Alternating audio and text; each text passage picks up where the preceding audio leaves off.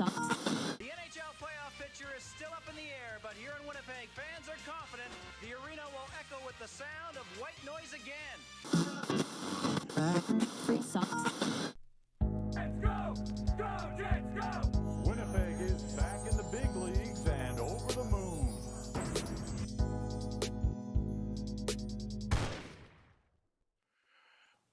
Welcome back to the landing strip, presented by From Financial. After an absolutely incredible hockey game and an absolutely incredible vibe in the arena tonight, the Winnipeg Jets faithful were ready for the stakes of that Central Division tilt. You know it's going to be a great night on a Friday night when you're getting the Go Jets Go chant before the anthems are even going. Got some sing-alongs, got some hellies back up. The rink was buzzing. I'm still buzzing. This might be an adrenaline-fueled episode of the landing strip, but I can't do this alone. Mikey, how you doing? Oh, baby, was that another incredible win by the Winnipeg Jets? We've seen some big wins. We've seen close wins. We've seen them, dog it out and steal some games they probably shouldn't have. But, man, when you've got a team breathing down your neck like this, the team that, half of the NHL said won the trade deadline day, come into your barn and you just lay the boots to them. I don't know how you could do anything but smile and get ready to dance and celebrate, because that was incredible. But before we get going, I'm not going to miss it today because I want to hear it. And I see the chat is already asking for it. J-Pix is ready for it. Choices TK is ready for it. Over on YouTube, Danica wants it. Let's play that sweet, sweet victory music on this Friday evening, and let's get this show rocking in the right way here. What a night, man. Best night in the bar.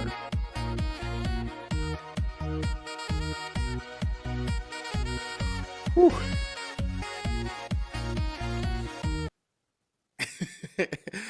Scott Westman is telling me to keep my shirt on, Nick, and I'm not so sure. It might be coming off tonight. No promises. Yeah, no promises with the excitement of this one.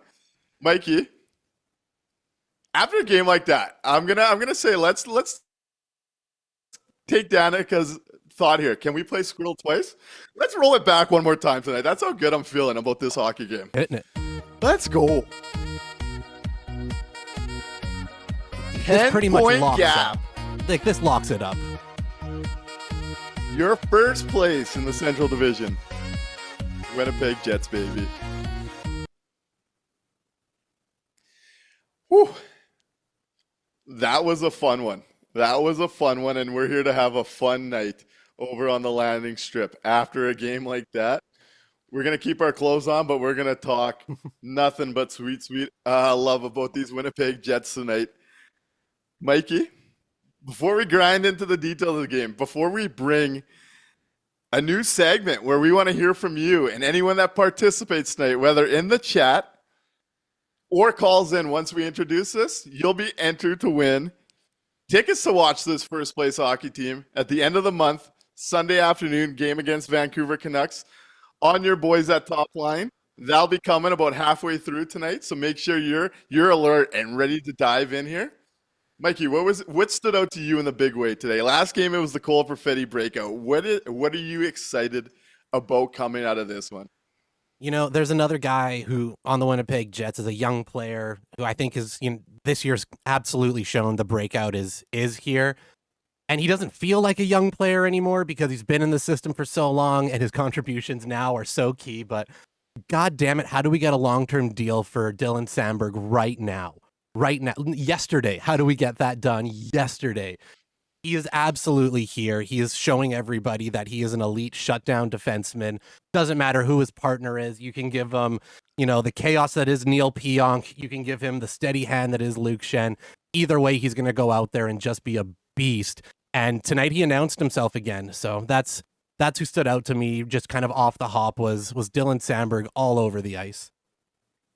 Yeah, that Shen Sandberg duo starts off with that Rantanen group and just the sticks and how much plays they're cutting off. And you could tell they were getting frustrated, especially Luke Shen laying the body on Rantanen net front.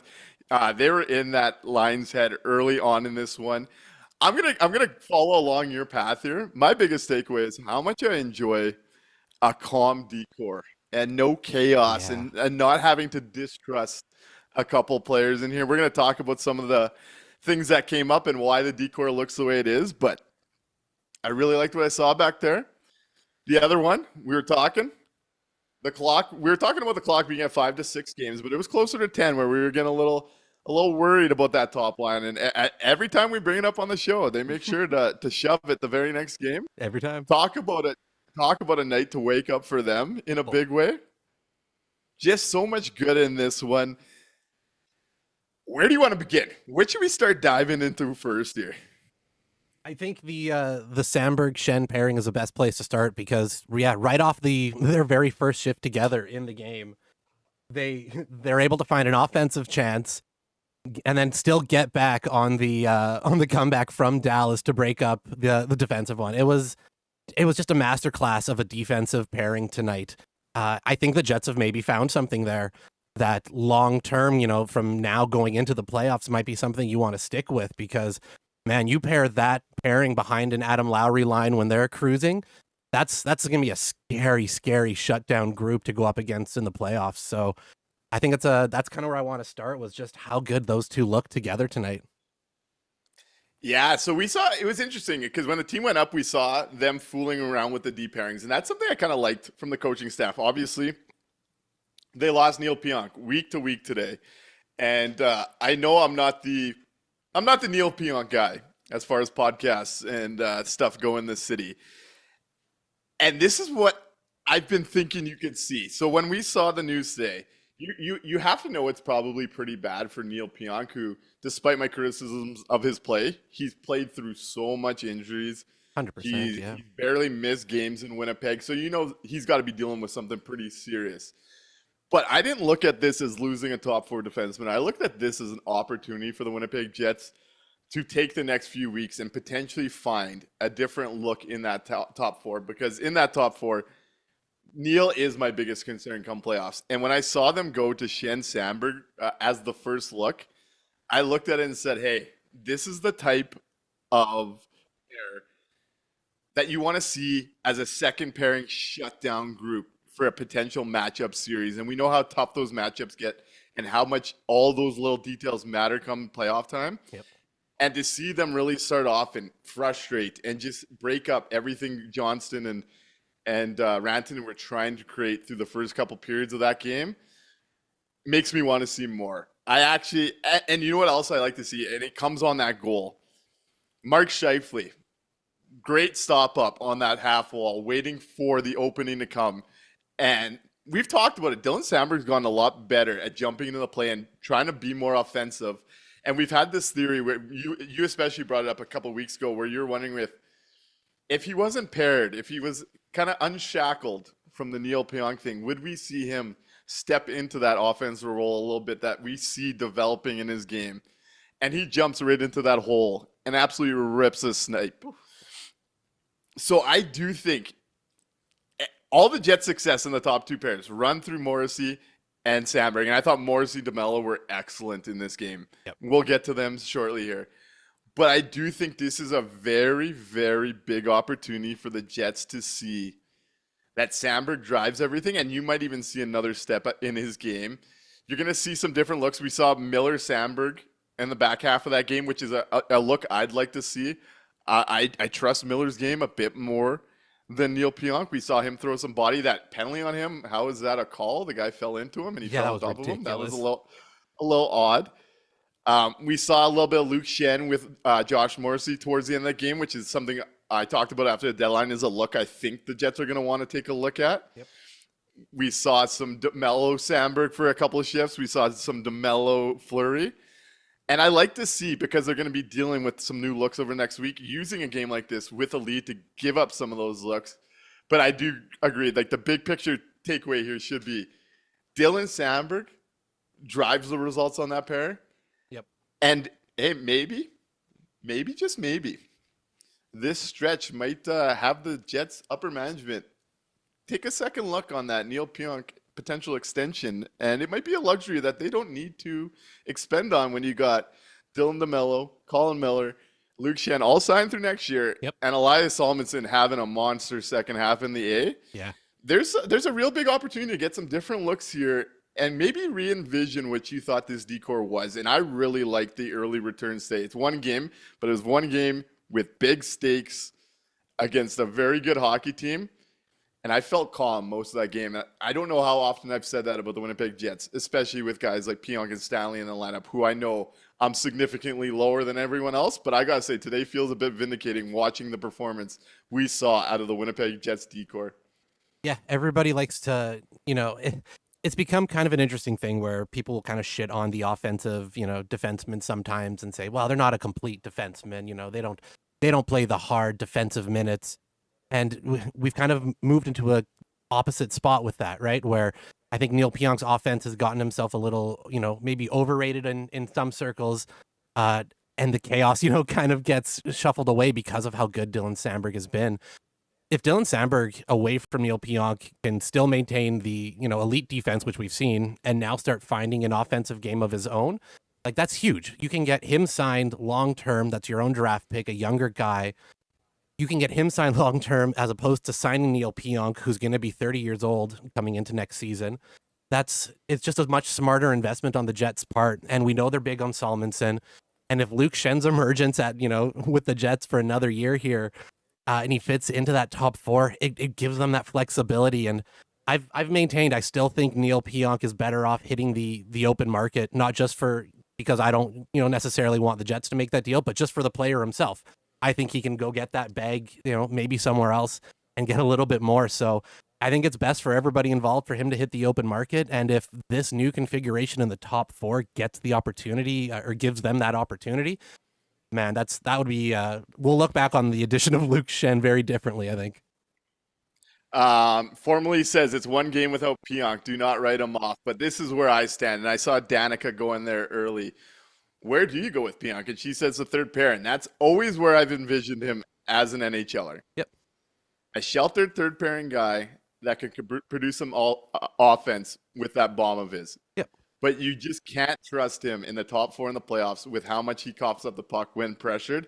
And this next couple weeks without him might alleviate that concern if this decor can put up the results. Yeah. That being said, you play him sheltered third pairing.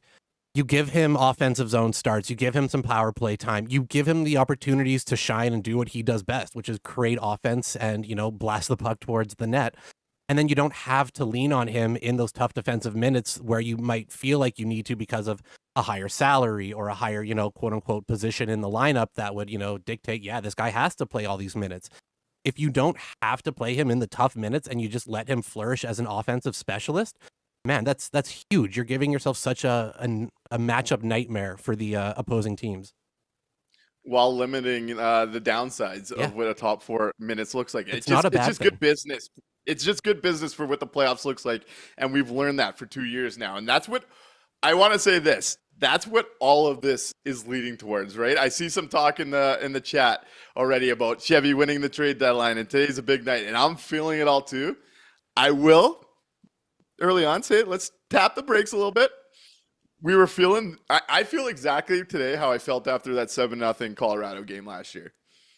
There's still a long ways to go here, and there's some things to figure out, but all of a sudden I do feel like this, on the D side of things, could be a real opportunity for Winnipeg to come to some realizations that might benefit them when they get to those harder games. On Luke Shen, I see Zuch says I really like Shen so far. Wasn't expecting much, and he's delivering exactly what this team is going to need come playoff time. And you could see it when you're at the rink where even without his feet going, he's so good at navigating his body and slowing guys up. You see guys not wanting to skate into him because the physicality is there. Yep. He's not going to make the big mistakes, but he's going to make the smart, soft plays. And there was a play it missed today. He could have sent Tanev and I think it was Barron or Iafallo on a 2-on-1, but he wanted to be sure about it. And I'd rather the D be sure and make a smart play than some of the stuff we normally see as far as scattering it. I do think this could be a big development for Winnipeg in this absence, and we've talked about it before. This org kind of has a history of injuries kind of walking themselves into some better ideas. Yep. And I'm just saying, I hope Pionk gets healthy. I hope things are good. But this could be a good situation for Winnipeg going into the playoffs. And I got to say, Winnipeg puck, Pionk over DeMello, not even close. Not even close. I'm sorry. No. Pionk adds the offense, absolutely, but in terms of their overall impact on the D-core, it's DeMello by a country mile for me. Oh, absolutely. Formerly says the last 10 games have been playoff-style games. How can you say he isn't valued? He's an NHL player. He's not a top-4 defenseman. And go watch the last 2 playoff series if you want to dispute that. He has been outscored 14-6 in his minutes in the last 2 playoff series. This is a fact. This isn't me just making this up. That is what it looks like when he gets to the playoffs because he can't handle a forecheck and the puck is not good coming off of his stick. On the D2, I thought Colin Miller, solid in this game. Yep. Hayden Fleury continues to bring a simple game, get that big body in the way of things, and he's really doing well. It's kind of skating into that open space to make plays. Really like what I've seen from him. But for me, this was another night where DeMello and Morrissey were really feeling it. You saw DeMello pulling out the hands and making skill plays. Yep. Josh Morrissey's Josh Morrissey.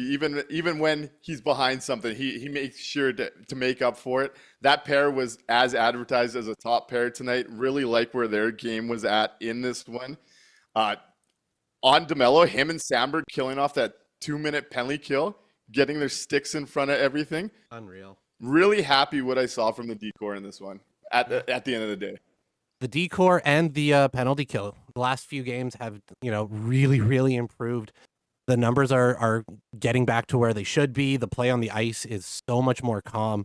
It's been a real noticeable change both, on the D the last 2 games and also on the penalty kill. And that 2-minute straight kill was just...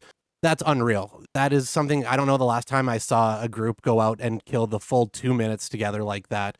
And I don't think they allowed a shot on goal during that entire 2-minute penalty kill. They're playing at another level right now, that group. It's really nice to see. And this was the big spot because Zuch makes a great point here too. I want to see the next game against Dallas with Hintz and potentially Heiskanen back too. Yep. Sagan will be there in the playoffs too. There's some notable recruitments coming for the Avs. But what I kind of took away from this game from Dallas was without Heiskanen and Harley's your only guy, that right side of their D-core is a big problem for them. Yeah. It was That's the type of D-core. That's the type of D-core that coughs up pucks, and this team is very prone at jumping all over and taking advantage. And I gotta say, it's a good night for the Fraudinger narrative. This game is not one of those games you look at the shot clock and say, holy, Dallas just couldn't score and got outplayed. Winnipeg felt in control of 80% of this hockey game, aside from a bit of a pushback from Dallas. Yep. And they created nothing but quality and did something with it. It was good to see. It was good to see. It was funny. At the end of the second period, I believe we had 10 shots? I think is what we had about 10 shots towards the end of the second there.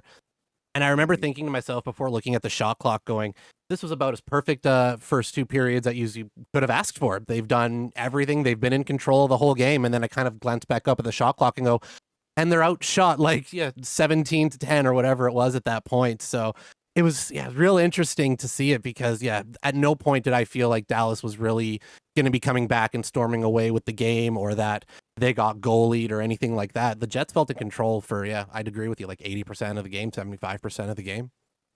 And this is the one of the 2 games you wanted to take, right? While they're wounded, you're in the home crowd, the crowd's buzzing.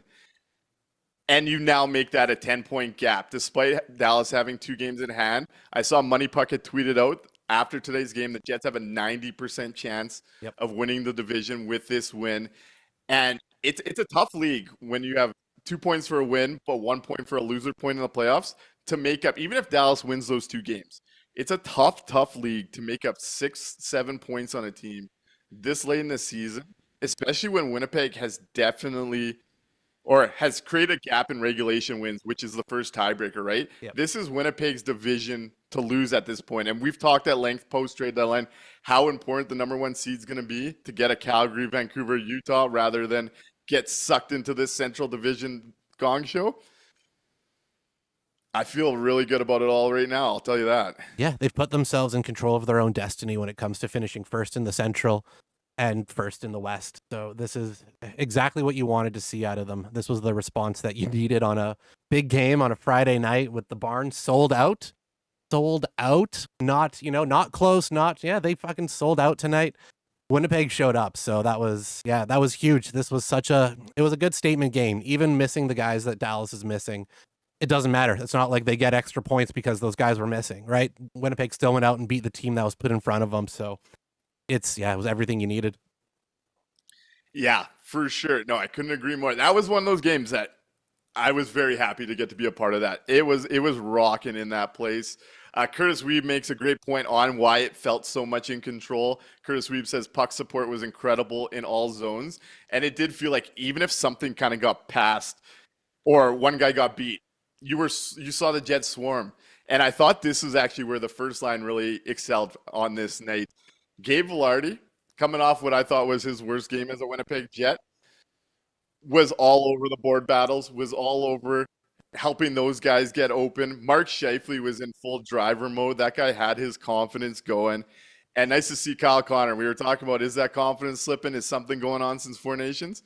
Those 2 goals should bring him back to life. And that second goal and that little give and go with Josh Morrissey. Unreal. Absolutely. It was such a gaping hole. He didn't even need to get all of the shot. The first line, you won't hear us complaining when they look like this. This is the model of their success and their A game, and they brought it out on a big night, and it was great to see. Yeah, this is what we've been begging for from them all year. And when we get that, we praise it. We scream from the fucking mountains that this is exactly what they need to do. The issue is that it's been a little too infrequent against some of the league's top teams, right? But no, they were there tonight. This is exactly what you want to see come playoff time. Just absolute dominance and just otherworldly connection on the ice with those 3 guys when they're working, man. That top line is fun to watch when it's working.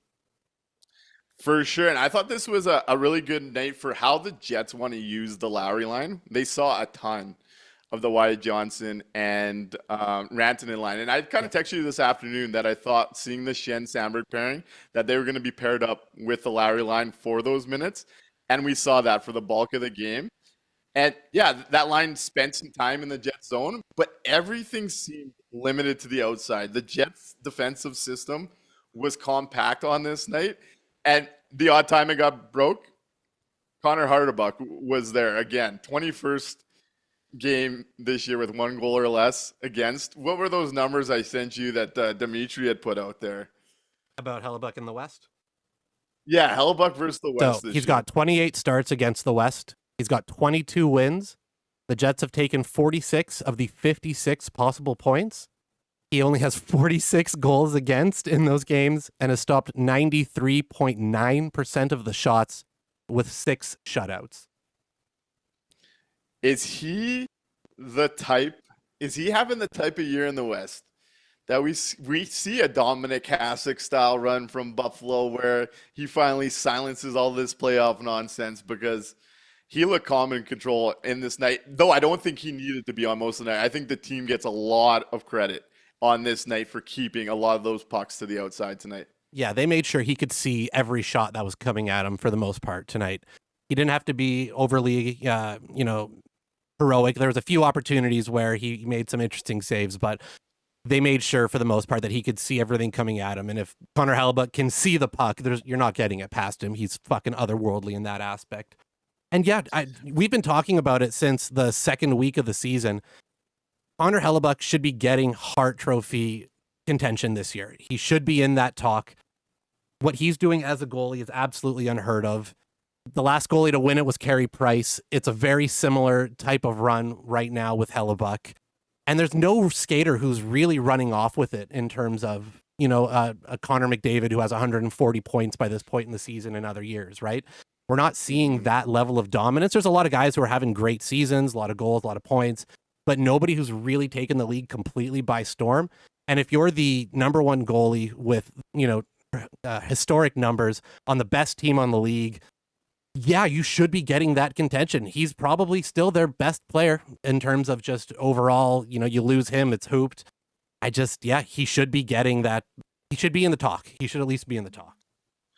For me, it's him and Leon Draisaitl. In my opinion, those are the two guys. And I broke this down because I had a group chat asking about it earlier. And this is before today's game. Today's game is going to add on to this, which is just even more remarkable. Coming into tonight, he had a goal saved above expected of over 35 goals. The next closest goalie is 27. The league average save percentage is floating around 900. He's at 927 entering this game. Both of those bigger gaps than when Carey Price won all the awards, by the way. And now 21 starts with 1 goal against or under and under a 2 goals against average. I'm saying, hey, if Carey Price could win one, historically, a guy that I believe, if he could put up a banner in Winnipeg, is going to go down as a Mount Rushmore level goalie. I think historians would look back in shame if he doesn't have an award that Jose Theodore and Carey Price both got, who are inferior goalies to him. Yeah, totally agree. But hey, we already got one call in, so you know what? Let's use that to segment 2. We have a new segment, and you're going to have a chance to win tickets to the Vancouver game coming up at the end of the month by commenting in the chat or calling in to discuss your thoughts on this segment. So we were working with our friends over at From Financial, and we were trying to find something to keep this show interactive. We love the depth of the thoughts that our chat brings, and we want to keep building off that and see what people are seeing within a game and discuss all that. And when you're looking at personal finance, there's a lot of different aspects that go into it. You want to go on offense, you want to go on defense, you want some protection, and sometimes you don't know what you don't know. And I think the game of hockey has that too. So we're going to go into the From Financial Face-Off. And what we want to hear from you guys tonight, guys and gals, in the chat, type From Financial Face-Off to be entered to win. And we want to know what aspect of this game do you think was the tipping point in making the difference of the result? Was something missing? Was it something done really well? I want to hear from you first, Mikey. Let me hit the cue.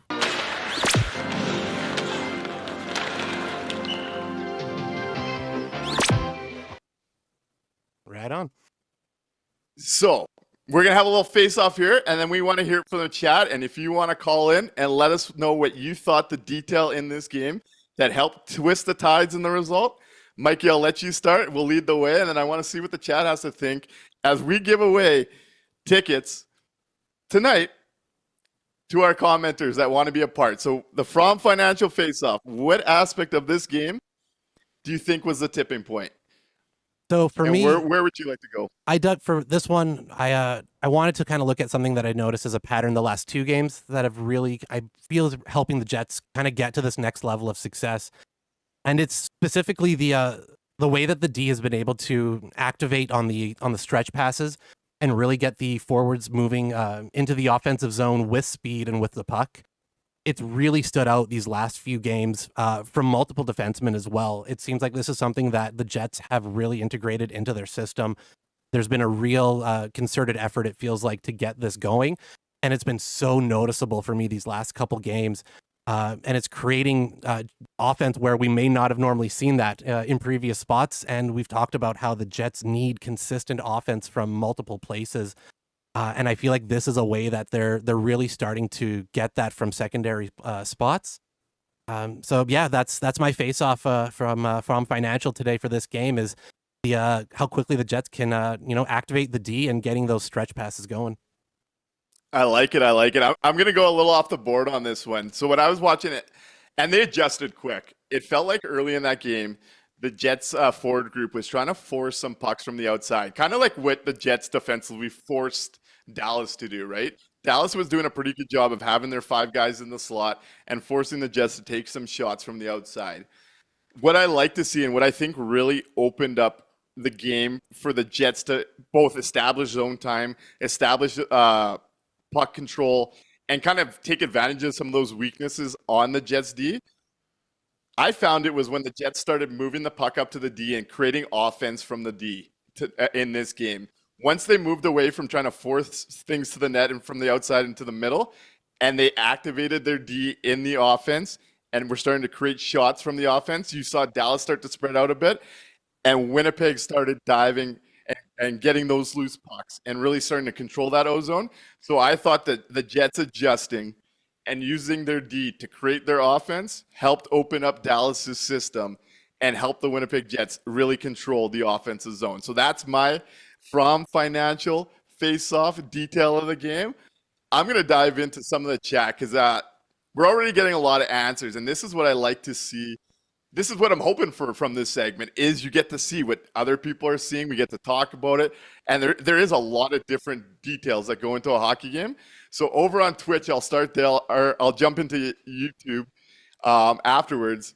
Zooch40 says, from Financial Faceoff, big hit on Rantanen from Shen early in the first, right in front of the net, and Rantanen was upset about that. They were in his head early. I saw Mike Friesen called Rantanen overrated, and we might have to have a little discussion on that because I know I was kind of rallying against the idea that he could just step into Winnipeg and make an impact without certain line mates.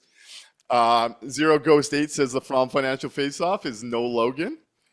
I'd make the case it's no chaos from the back end with both those guys. Tom Waters. Right. Yeah. Rye Guy says having legit shutdown pair on D. Let's go to the phone lines and keep going through this.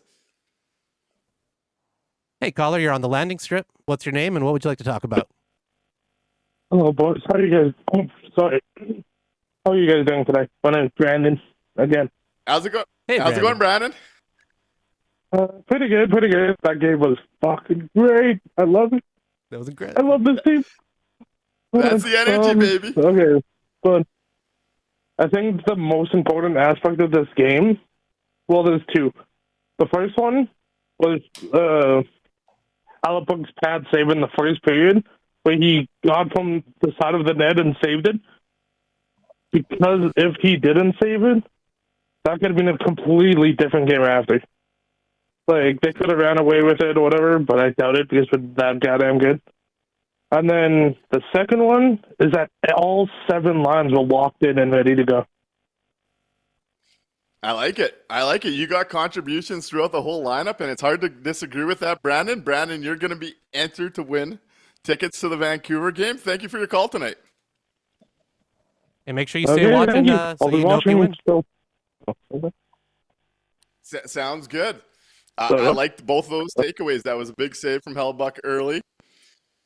And they really got from all the 4-4 lines and the 3D pairings. I see Curtis Weeb talking about the 4th line over on YouTube is a lot of fun to watch. And I actually met Ozzy from Financial for both intermissions tonight. I had to break his wife's heart about something. We'll see if she calls in to talk about it. But that 4th line with Barron up the middle and just how much speed him and Tanev really pressure other teams on. And Alex Iafallo being there to kind of clean up their mistakes when they come. That line's really giving the Jets something out of that 4th group that you could be excited about, especially against a team like Dallas where we're talking about having the D that can't move the puck very well. Yep. That 4th line's doing their thing. And I got to say, if Tanev would have scored on that breakaway early, that building would have exploded. Oh, my God. It would have taken the roof right off. They love him, right? Like the fans in building especially just absolutely love Brandon Tanev. And yeah, if he gets that goal, holy shit, that would have been huge. It would have. Let's dive into some more thoughts because we're getting a lot of them, and I like it. This is what we're hoping for from a segment like this. Rye Guy says having a legit shutdown pair on D, something we're talking about as a potential big thing for this team moving forward. It was one game, but I am curious to see where this goes. Yep. Justin L says Jets wanting it more, winning battles and laying the body. And we did see the Jets really aggressive, both on the check, but winning those board battles and really sustaining time. I like that takeaway. Zooch 40. This was something I remember the night of the trade we were talking, and I was excited about Dallas wasting their bullets here. Zooch 40 says, Dallas getting Cody Cece and Granlund instead of good ads. So something Dallas was missing in this. Yep. I like that one. Glizzy Water Soup says, Jets had incredible gap control all night. Dallas had no room to make plays through the neutral zone and couldn't get their transition game going. And this is something we've talked about. I know we got wrapped up in the deadline talk a lot. But when the Jets are able to control that neutral zone and not let teams put them on their heels, this team is so much harder to play against. I love that takeaway from Glizzy Water Soup, who continues to add back pressure from the forward and a D-man stepping up at the blue line, help cut the Dallas attack off before it even got started. And that's when this team's at their best, is cutting that off and not letting teams get control in that D zone and kind of hem them in. Love that takeaway. Let's go to the phone lines for another one. Hey, caller, thanks for holding. What's your name and what was your From Financial Face-Off? It's Brendan from Edmonton, and it's all right, guys, if you don't enter me into the contest. I won't really be able to get the tickets. So, but there were a couple of things that I thought the Jets did really well tonight. One was their forecheck. As a offensive group, they were really able to get in the Dallas zone, turn pucks over that they had dumped in, and I mean, led by, in my opinion, Mark Scheifele tonight was just a beast down the middle, really doing a lot of things to kind of carry the offense and the forward group. And then in the defensive zone, the breakouts were just excellent. All 6D making really clean passes, Jets clogging up the middle of the ice, preventing a lot of high danger chances from being generated, especially in that third period. I thought they really wanted to get that shutout for Hellebuck, but, a little bit of a tough luck and kind of a bad read, maybe defensively by DeMello, but good game overall, and just want to see the guys keep going and pushing for that top spot in the West. Hey, I think those are two excellent takeaways, especially on a decor like this. I thought the Jets were absolutely puck hounds, and I agree with you. I think Mark Scheifele led the way. Mark Scheifele was the Winnipeg Jets' best player in a game like this, and it was great to he was just physically dominant. He was leading the way offensively, like you say. He was engaged in the D zone. This is the Mark Scheifele that the Winnipeg Jets need to go on a long run, because when he's engaged at this level, he really is at another level in this group, and I thought it was all on display today. And in the D zone, yeah, they were great at moving the puck quick and getting things moving. And when Dallas did establish time, me and my brother were sitting there talking, like, none of the shots, or most of the shots, just felt like something to get on net from out wide because they couldn't generate to the middle. So I love both of those takeaways, Brendan. Yeah, thanks very much, guys. Have a great night, and let's keep it rolling. Right on. Thanks, Let's Brendan. keep it rolling. Thanks for the call. See some great takeaways in this one tonight from our chat and our callers. Zooch 40 is giving Brendan the From Financial Face-Off with saying someone in Edmonton cheering for the Jets after decades of Winnipeggers hating Edmonton for what they did to the Jets in the 80s and 90s. Like to add some humor here. Steven Kotshorik says, attention to detail in being responsible with the puck. There wasn't very much bad passes and turnovers from the Jets compared to that New York Rangers game, right? Yep. They were a lot more in control with what they were doing. They've just genuinely felt in control of this game despite what the shot clock might read. I like that takeaway. Turd Ferguson says complete buy-in to structure and support was the difference. They started the Dallas Stars, who are typically dominant in structure. And I felt the Jets held their structure. And like I kind of used mine, I thought the Jets found a way in the offensive zone to really break down Dallas's structure and get more control in the O-zone and really control the game from there. Rob Somerville jumps in with the attention to detail in all aspects of the game, in all zones, all players accountable to themselves, to their fellow teammates, from the goaltender all and out. And this was one of those games that you got to feel good about the entire roster and what they brought to this one. We've talked about the depth that they need all year, and man, it was on display again. I gotta say, in Ehlers We Trust, we gotta settle down a little bit with our fourth line could be a second line. Just let's settle down a little bit here, okay? Let's rein it in. Let's come back to reality a little bit as we dive through this. If Tanev and Iafallo start scoring goals, then yeah, okay, I'm in. That sounds good. Adam Douglas, the From Financial face-off for him tonight was having two top pairing defensemen playing on two different pairs. And we talked about it. The Sandberg duo got the hard matchup early in this one, and they kept it limited. They ate pucks. They didn't let Johnson and Rantanen create much of quality. And then Josh Morrissey and Dylan DeMello, I thought, were just outstanding for most of this game, as you come to expect for them at the top of their game. Love that takeaway. Mooch Winnipeg, the balance of the Jets pairings, noticeably the third pairing puck movement and mobility of Fleury has been massive revelation for the group over the last few games.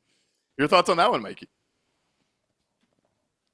Sorry, I was just adding our chatters into our list for the draw. Which one more time for me?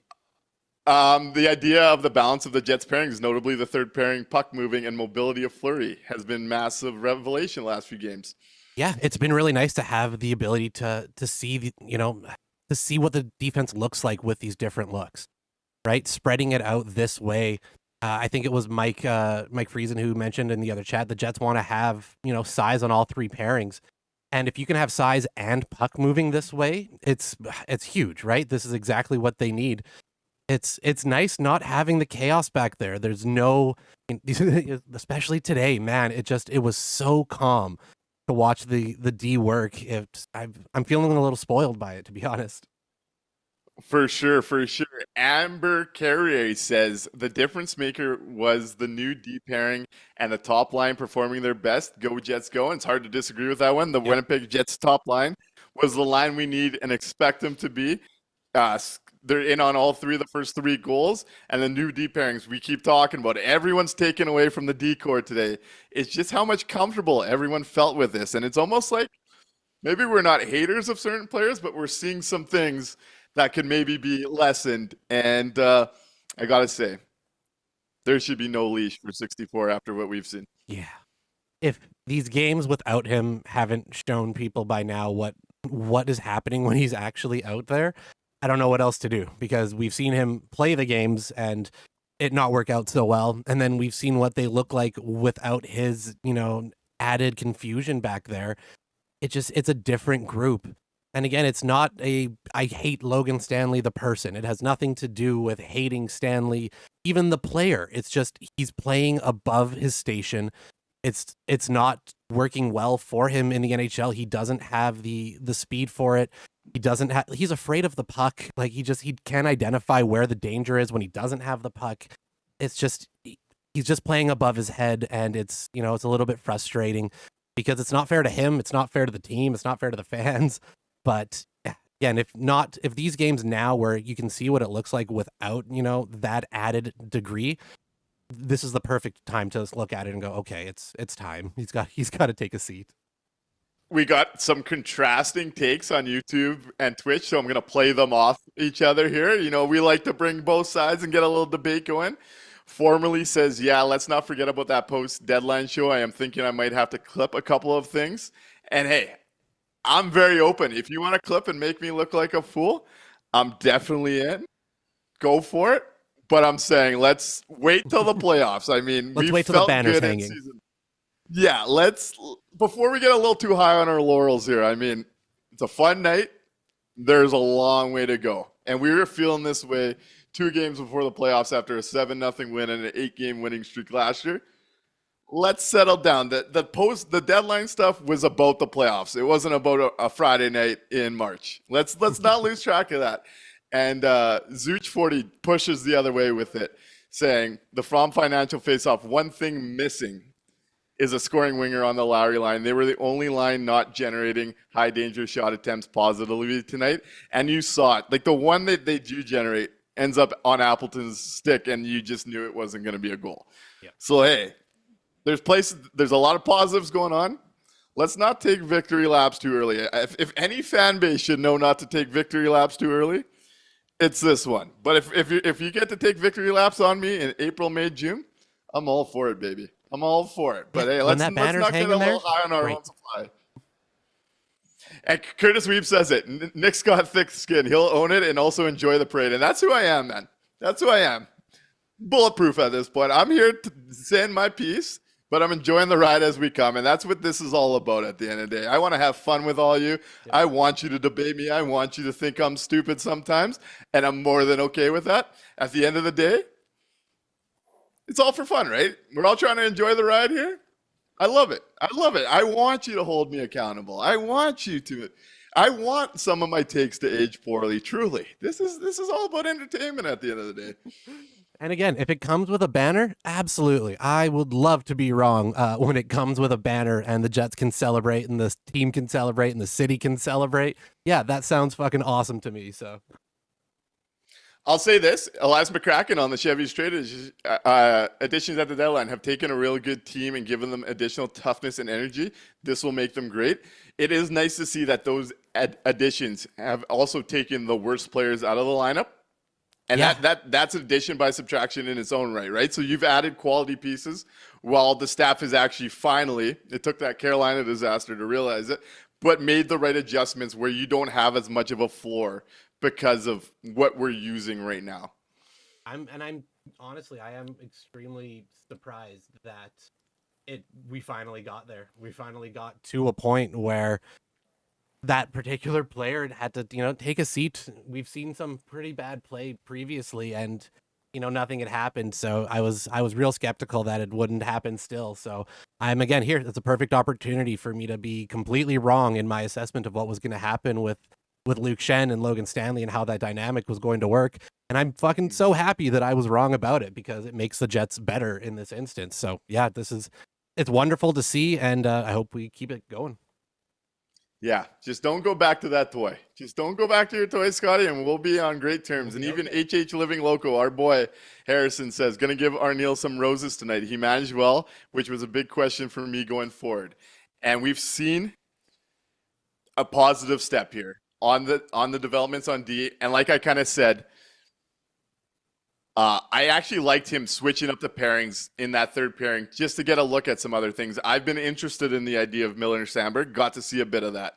I said after the deadline, I wouldn't be surprised to see Shen with Morrissey. Got to see a bit of that. And this is kind of a spot because they're losing Pionk for a few weeks where you can kind of use these games, especially when you have a lead like that, to get a little look at a different mix. And I like to see that from the coaching staff today. So it's not all negative for me on those guys. This is a guy that I believe is going to be the second for Coach of the Year this year. And rightfully so. Which is pretty good. If you consider everything, that's not a bad thing. Mo Lester says, don't worry, Nick, you're aging poorly. I got to say, I think I'm getting handsomer with age. I don't know how I'm doing it, but I look at myself on the screen and God, I'm liking what I see, Molester. I'm just saying, I'm liking what I'm seeing. It might be the gym grind lately. I've been since I've been cleared to get back. I've been living there post surgery. So I think I'm gonna make that comment. I'm gonna make Mo Lester's comment age poorly in the next couple of months. I'll be shirtless at the parade. Don't you worry. When I saw the picture of Dylan Sandberg celebrating the goal today, I had to do a double take. I thought it was you out there on the ice. I was like, what? Look at how did he get on the ice? Shit, there he. Oh no, okay, that's Sandberg. So, that's what I'm saying. You're looking good. Hey, that's the third time I've heard this week. Actually, one of the guys, John on Twitter, John with a bunch of numbers. He loves to give me shit. This guy loves to get on my ass every week on Jets Twitter. He DM'd me after the last game out of nowhere. Didn't expect it. And he's like, I finally figured out why you love Dylan Sandberg so much. And I was like, what's up? And he's like, because he's your twin. Yeah. Like, correct.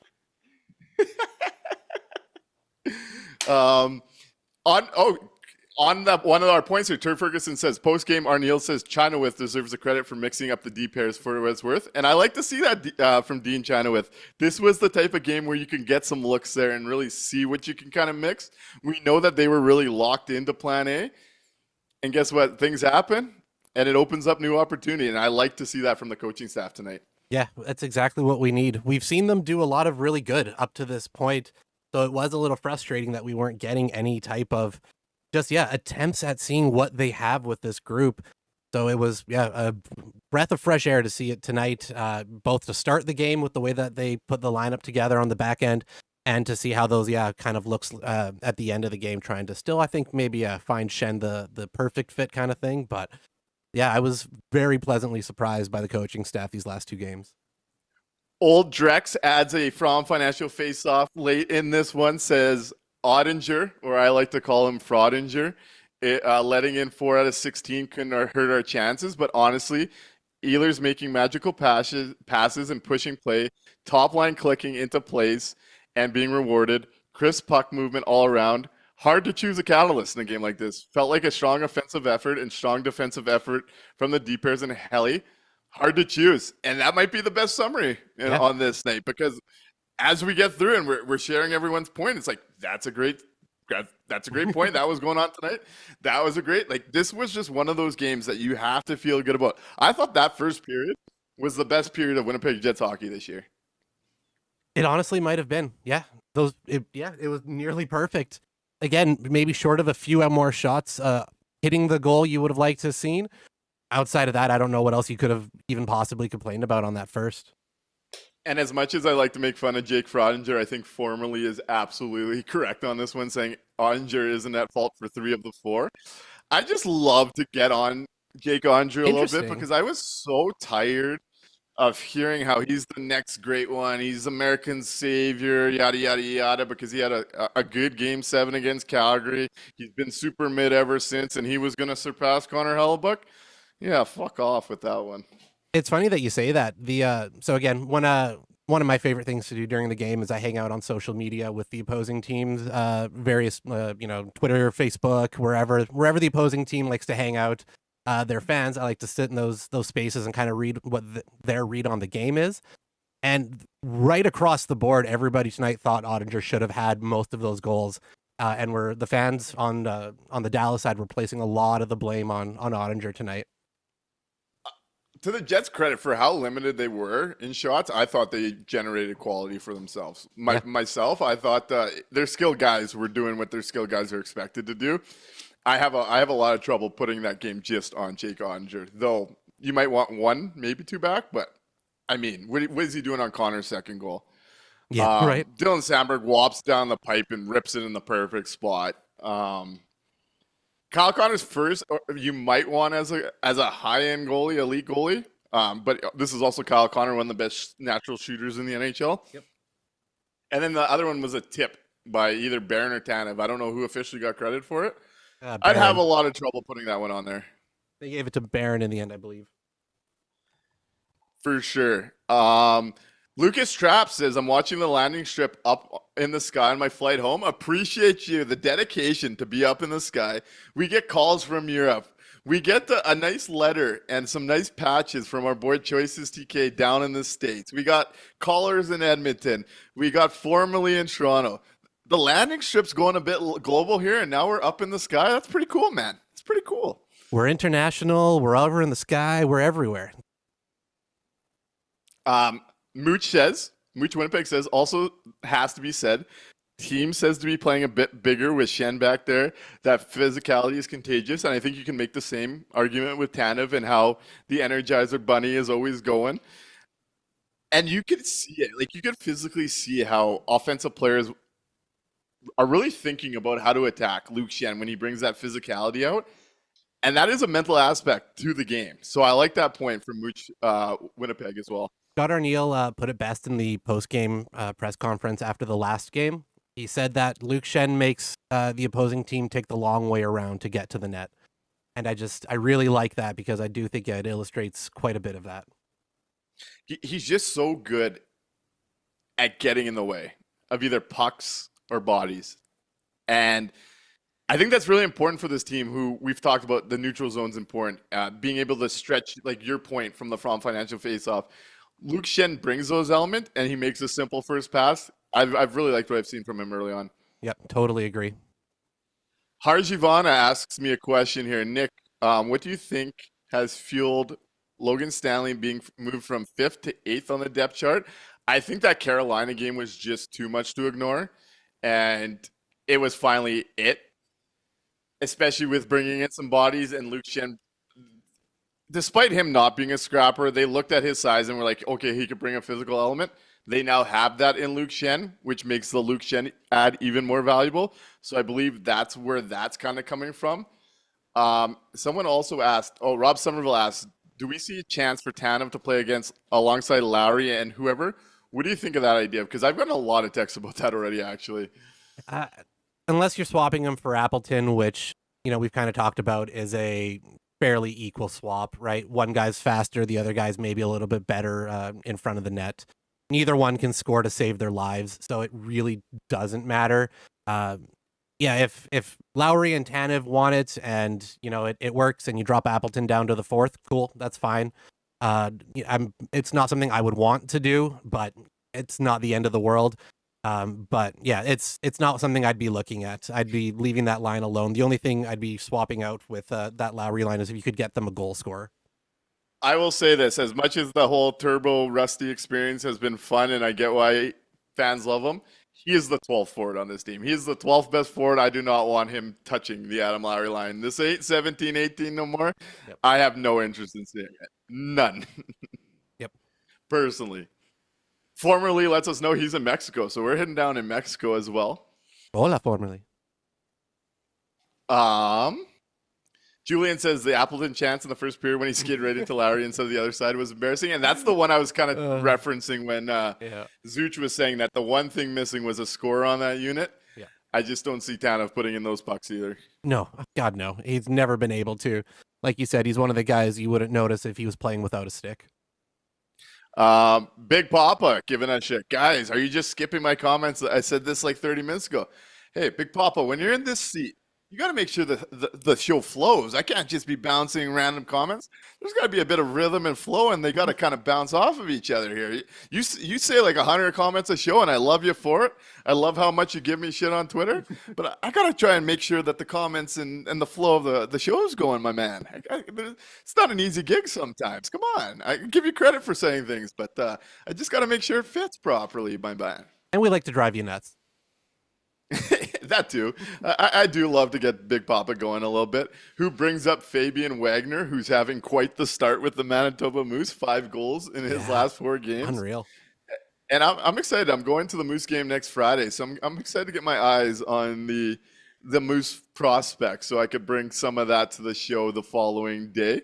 But he has definitely been quite the what a hot start. The find. Yeah, quite the find out of Sweden there. I feel like you're going to come out of that game though with a Salo jersey. Probably. You're just going to love him in person. I can't wait. Jeff Kabeel says if you stare long enough into Tanev's gaze, he'll take your soul and your soul's soul. we got another big Brandon Tanev face shot, which was great to see. Julian says if Shen and Sandberg are going, Arneal needs to be physically stopped from putting Pionk back on the second pair. And this is the one thing that gets me optimistic. So we know what NHL coaches seem to value. And I think Luke Shen brings a lot of that, right? Because you could trust him. He's reliable. Doesn't make a ton of mistakes. Yeah, the wheels aren't there anymore, but he brings that physical element. And we know NHL coaches love that. So if you get the Sandberg-Shen pair working, I actually am oddly confident-ish that might be something that sticks. We'll see. The other reason I'm having a little bit of hope that it could possibly stick is we've talked a lot this year about, what's really driving a lot of the personnel decisions. Is it personal things between players who want to play together? Is it a coach who's, hyper aware and hypersensitive to what his players want because he doesn't want to lose a room again, all those type of things, right? We've talked, ad nauseum about that. You've got Luke Shen now coming in, who is a veteran in this league, has Stanley Cup wins, and is already signed to be part of this group next year. This is a guy that other players look up to, will look to for support, will look to for leadership. That's a guy you want to be on the good side of if, again, you're a coach who is concerned about making sure that you have that positive relationship with your players. Neil Pionk is not signed to next year. It's very possible that he hits free agency and won't even be around to worry about, right? So I kind of wonder if all of that aside, the way that Luke Shen has played is warranting the minutes in that second pairing. For sure. I'm really starting now to think that we have an opportunity for Luke Schenn to really cement himself in that spot over Neil Pionk during this run, and give the Jets an opportunity to use him like a secret weapon, like your offensive specialist deployed in those type of positive situations. So yeah, I think things are working out in that way, but man, we're gonna have to wait and see because anything can happen. Lucas Strapp asks, where was Wagner playing before? So he was drafted out of Sweden, and earlier this year he was playing in the SHL. I'm not going to try and pronounce the Swedish team name because I just can't. And had 0 points, wasn't getting much ice in 16 games, and then came over to the Moose. And it's really kind of blown up the last week. So I'm curious to see where it goes. It's another late round pick find as Big Papa, giving Big Papa his credit. Gotta pump his ego a little bit so he doesn't give us too much shit. Says Chevy's been killing it with the late round picks on the surface. Wagner, he, and Walton. And it's nice to find some shots in the dark at that. Winnipeg puck, when did Schenn have wheels? And that's a great point. I mean, what little wheels, if he ever had, is definitely not there anymore. But he's just so good at using his body to protect from that. Yep. So that's a good point there. Curtis Weeb agrees completely with you, Mikey. Yes, exactly, Mike. He's a pro, and he's immediately started leading. He's not scared to speak up about Luke Schenn. And we talked about it on the deadline show. As much as I was down on the deadline, I did see the utility of having a Luke Schenn around. You talk about the leadership, the rings, being able to calm the storm that this team's kind of ran into in the playoffs. He's definitely now a key part of that group of things, which is important. Brandon Monkman finds himself loving the fourth line and the speed on it that Tanev adds. The fourth lines look pretty good these last 2 games, and kind of like we mentioned, they're really giving the other team fits on the forecheck, which is going to create, when the Jets kind of get rolling and they roll one line off of the other, the fourth line does give them a chance to position themselves to send out a skilled line offensively to take advantage of some of the work they've done. And I like the kind of grind you're seeing from it. I like the simplicity you're seeing from it. And I do think it's great to credit them in this one as well. Yep, totally agree. What do you say? We've been talking for about an hour. We got 3 stars to do. Do you want to do this giveaway? Let's do it. Give me 1 sec. And then get into the 3 stars.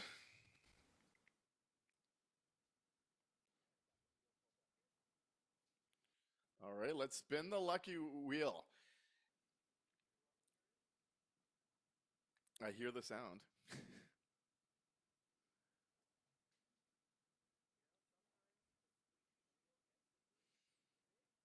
Come on.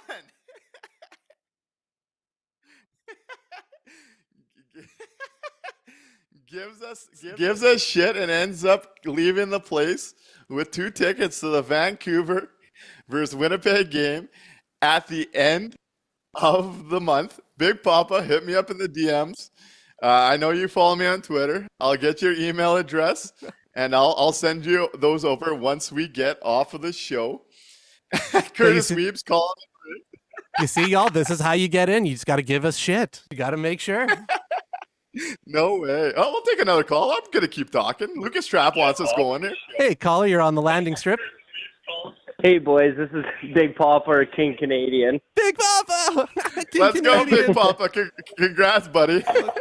Yeah, I do appreciate it. I don't know if I can make the game or not. I live in northern Saskatchewan. I'll see if I can or not. I'll let you guys know tomorrow. You might have to do a giveaway, but I do appreciate it. I just wanted to let you guys know that. Right on.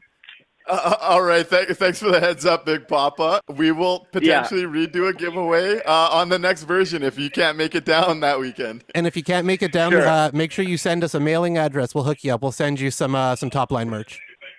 Sure, sounds good. I'll let you guys know as soon as I can. I appreciate it, boys. Awesome. Thanks, man. Have a good night. You too. Good weekend.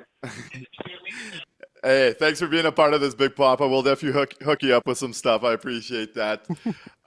That's awesome. That's awesome. Yeah, Lucas Trapp. We launched a new segment at the halfway point of the show called the From Financial Face-Off, and we decided to launch it with a little giveaway.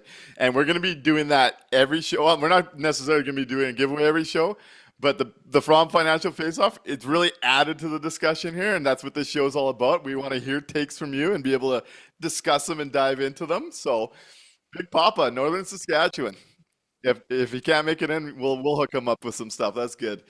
Well, let's move into the 3 stars and let's get on with our Friday night over here. Let's hit it.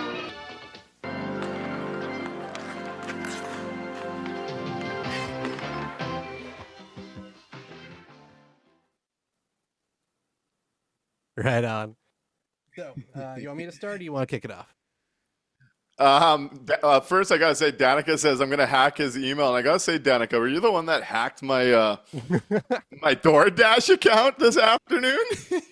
I haven't used DoorDash in 3 months, and all of a sudden, someone's getting free pickups off my ass today. Did not appreciate that. I'll tell you that. Pain in the ass to get that sorted out. No doubt. Mikey, I'll let you start. All right. Number 3, third star for me tonight in your Winnipeg Jets. Number 55, Mark Scheifele, who was probably the best, the best forward for the Jets, probably the best forward on the ice, just period tonight. A man obsessed. He was playing just absolutely incredible and really helping out my fantasy team. Just want to again point out that I'm still in first place, have been in first place all year long, and just going to walk away with that one. So number 3, Mark Scheifele, thank you for helping me win that. Number 2, Dylan Sandberg. I ranted and raved about him all night. I think Dylan Sandberg has arrived. This is his breakout season on the back end, man, and we need to get him a long-term contract because he was absolutely incredible again tonight, and he keeps showing us that he's behind Morrissey. He's the future of the Jets decor, no question about it. And so my number 1 star, a little bit weird, little off the board. I'm going to give it out first to 2 different things. One, to the fans in the arena tonight, because the chants were absolutely incredible. They make their way onto TV again, getting talked about on the broadcast. It's so much better when the Winnipeg Jets fans are engaged and singing and doing chants. It just makes the entire game feel like a playoff game, no matter if it's in the middle of the season. So I want a big shout out to the fans in the arena tonight. And the other half of my number 1 star is going to go out to you guys, to our fans here, everybody watching at home, the chat, to you, Nick. I've had some health issues this week. Had some scary things go on. Haven't been feeling all that well. So I'm really happy that we get to do this show. You guys are the fucking best. This is so much fun talking hockey with you after every show. So that's my number 1 star, all of y'all. You're the man, Mikey. I was worried about you this morning. I'm glad you are here and healthy. And I gotta jump off that. As much as we're the talking heads on this show, the secret sauce is our audience and our commenters. They make this the fun that we get to have. You just see this side of me having fun and having a good time because of all of you. So we very much appreciate what you guys bring. Keep bringing it. These combos get better and better each game. We love doing this. I got to just bounce off of you there, Mikey, and say the same. I see Chase was a first-time watcher. Thanks for the great show, and thanks for checking us out. Hopefully we see you again. We want to see this expand, so I'll take Mikey's role here and says, make sure, be a friend, tell a friend, like, subscribe, anything to kind of help us get in front of more eyes. We want to keep building this community where we can all enjoy the Winnipeg Jets, have some bigger discussions, talk about the downs, enjoy the highs together, dance to some Zach Squirtle on the winning nights. Everyone that shows up just makes my night, man. I look forward to nights like this, so I'm just jumping off on that point there. Danica says, sorry, Nick, I was hungry. Watch out, Danica. Curtis Weave also said, good show, guys. Thanks for the good time. Mooch Winnipeg, thank you guys for the opportunity to give away a wiki game and a fun show. And hey, you know what? There's 8 games left. I gave away 1 set. Maybe I'll get another one in there. And I've been talking to our friend Tico Napoli, and we're trying to get a live show set up where we can all get together and get to know each other at a lounge or a restaurant, watch a game, do a show in person, and see where that goes. We're working on that. We're trying to give some lead time on it. We'll see where that goes. Turd says, Mikey, I hope Mikey's okay. I assume he was just an AI since we never get to see his face. Pretty much, yeah. But my 3 stars on this one. Number 3rd star. I'm going to go with the crowd in the audience, too. That was the most fun I've had at a Winnipeg Jets game. When that atmosphere is rocking, the Winnipeg Arena, this market, how much this market, understands a big game and is invested and motivated and passionate about this team, it is just so much more fun for everybody. We heard the chants. We got to sing songs all through the second and third period. It was just one of those blasts of a night. And want to shout out the Winnipeg Jets market and everybody in house tonight. I had a great night. Second star, Kyle Connor. 2 more goals. Snaps the little worrisome spell. But I think the number 1 star in this one is no doubt Mark Scheifele. That was Mark Scheifele at his best, using his big body, shielding pucks, stopping up, creating offense for his line mates, involved in all 3 zones. That is the Mark Scheifele I want to see more often. That's the Mark Scheifele the Winnipeg Jets are going to need to go on the run where we're still having these shows and talking to everyone into May and June. Potentially while I'm out in Ireland, I'm going to be waking up with Slick at 4 a.m. to do our shows. That's the guy I want to see, and he was definitely there. And that's where I'm at. So thank you again to our audience. Thanks for being here. Thank you so much for the support. It makes my heart happy getting to do this with you guys every night, and I appreciate you putting the time into us. Really, really appreciate it. Right on. Y'all know the drill. Tell 2 friends to tell 2 friends. Rate, review, and remember the landing strip for your Winnipeg Jets post game.